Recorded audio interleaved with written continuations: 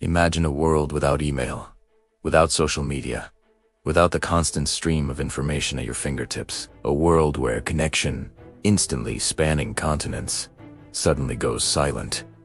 It sounds like science fiction, doesn't it? But on October 27th, 1980, this became a reality for the pioneers of our digital age. This is the story of the day the internet died. Before Google, before Facebook, before the World Wide Web itself, there was ARPANET, born from a Cold War-era military project. ARPANET was the granddaddy of the modern internet. It was a revolutionary network connecting universities, government labs, and research centers across the United States. For the brilliant minds using it, ARPANET was a digital frontier. It was the first place you could send an electronic mail or email, transfer files across the country in minutes, and collaborate on projects with colleagues thousands of miles away. It was a small, exclusive club, but it was the seed from which our entire connected world would grow. This network wasn't just about moving data. It was about building a community, a new kind of society linked by glowing screens and telephone lines. It was robust, it was resilient, and everyone thought it was unbreakable. They were about to be proven wrong. The morning of October 27th, 1980, started like any other. Researchers logged on, expecting the familiar hum of digital communication. But instead, they were met with nothing. Silence. At Harvard, at Stanford, at Carnegie Mellon, terminals that were once gateways to a vast network were now just useless boxers. The digital heartbeat of the nation had flatlined. Panic began to set in. Was it a hardware failure?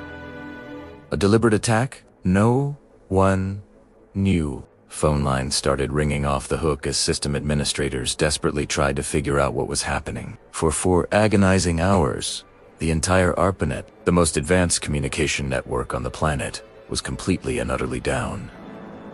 The unthinkable had happened. The internet, in its nascent form, was dead. So, what caused this catastrophic collapse? The culprit wasn't a bomb or a saboteur. It was something much smaller and far more insidious. A single, rogue piece of data. Here's what happened. To keep the network running, all the connected computers, called interface message processors, or IMPs, constantly shared status updates with each other. A routine maintenance task accidentally created a corrupted status message. Think of it like a piece of digital garbage. One IMP tried to forward this garbage message, but its neighbor couldn't process it and sent it right back. This created a vicious feedback loop. The bad message began bouncing back and forth, faster and faster, demanding more and more attention from the computers.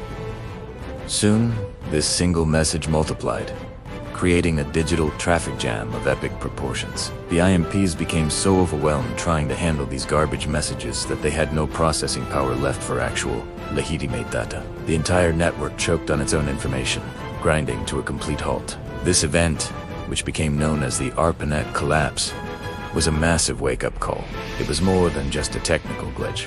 It was the first major crisis of the internet age. For the first time, the architects of this new world had to confront its fragility. What if this had happened during a national emergency? The failure exposed critical vulnerabilities in the network's design. It showed that a tiny error could cascade into a total system failure. The post-mortem was intense.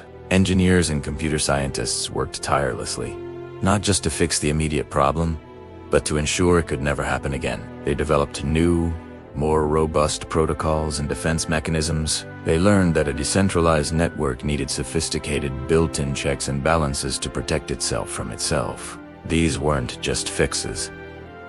They were foundational lessons in network resilience, principles that are still baked into the very core of the internet we use every single day. The legacy of the 1980 crash is profound. It fundamentally shaped the internet's even. The failure forced designers to think defensively, to build a network that could withstand errors and unexpected events. This led to the development of more intelligent routing protocols and error-checking systems. The very architecture of the modern internet, its incredible ability to route traffic around damage and stay online even when parts of it fail, is a direct result of the lessons learned on that fateful October day. It taught us that for a global network to survive and thrive, It needed to be more like a biological organism capable of healing itself and adapting to threats. So, the next time you seamlessly stream a video or send an email across the globe, remember the day the internet died.